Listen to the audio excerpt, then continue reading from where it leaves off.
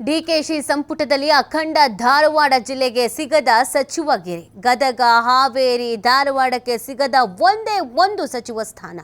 ಹಿರಿಯ ಶಾಸಕರನ್ನು ಕಡೆಗಣಿಸಿದ್ದಕ್ಕೆ ಕಾರ್ಯಕರ್ತರಲ್ಲಿ ಬೇಸರ.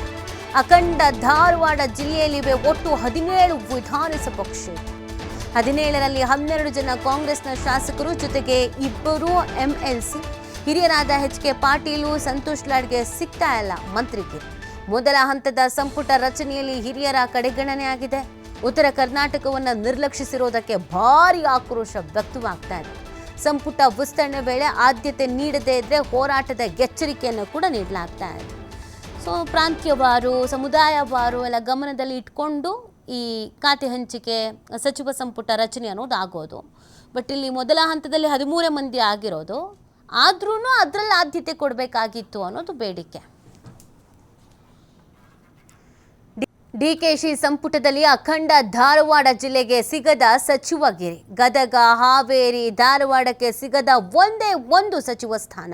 ಹಿರಿಯ ಶಾಸಕರನ್ನು ಕಡೆಗಣಿಸಿದ್ದಕ್ಕೆ ಕಾರ್ಯಕರ್ತರಲ್ಲಿ ಬೇಸರ. ಅಖಂಡ ಧಾರವಾಡ ಜಿಲ್ಲೆಯಲ್ಲಿವೆ ಒಟ್ಟು 17 ವಿಧಾನಸಭಾ ಕ್ಷೇತ್ರ. 17ರಲ್ಲಿ 12 ಜನ ಕಾಂಗ್ರೆಸ್ನ ಶಾಸಕರು, ಜೊತೆಗೆ 2 ಎಂಎಲ್ಸಿ. ಹಿರಿಯರಾದ ಎಚ್.ಕೆ. ಪಾಟೀಲ್, ಸಂತೋಷ್ ಲಾಡ್ಗೆ ಸಿಗ್ತಾ ಇಲ್ಲ ಮಂತ್ರಿಗಿರಿ. ಮೊದಲ ಹಂತದ ಸಂಪುಟ ರಚನೆಯಲ್ಲಿ ಹಿರಿಯರ ಕಡೆಗಣನೆಯಾಗಿದೆ. ಉತ್ತರ ಕರ್ನಾಟಕವನ್ನು ನಿರ್ಲಕ್ಷಿಸಿರುವುದಕ್ಕೆ ಭಾರಿ ಆಕ್ರೋಶ ವ್ಯಕ್ತವಾಗ್ತಾ ಇದೆ. ಸಂಪುಟ ವಿಸ್ತರಣೆ ವೇಳೆ ಆದ್ಯತೆ ನೀಡದೇ ಇದ್ರೆ ಹೋರಾಟದ ಎಚ್ಚರಿಕೆಯನ್ನು ಕೂಡ ನೀಡಲಾಗ್ತಾ ಇದೆ. ಪ್ರಾಂತ್ಯವಾರು, ಸಮುದಾಯವಾರು ಎಲ್ಲ ಗಮನದಲ್ಲಿ ಇಟ್ಕೊಂಡು ಈ ಖಾತೆ ಹಂಚಿಕೆ, ಸಚಿವ ಸಂಪುಟ ರಚನೆ ಅನ್ನೋದು ಆಗೋದು. ಬಟ್ ಇಲ್ಲಿ ಮೊದಲ ಹಂತದಲ್ಲಿ 13 ಮಂದಿ ಆಗಿರೋದು, ಆದ್ರೂ ಅದರಲ್ಲಿ ಆದ್ಯತೆ ಕೊಡಬೇಕಾಗಿತ್ತು ಅನ್ನೋದು ಬೇಡಿಕೆ.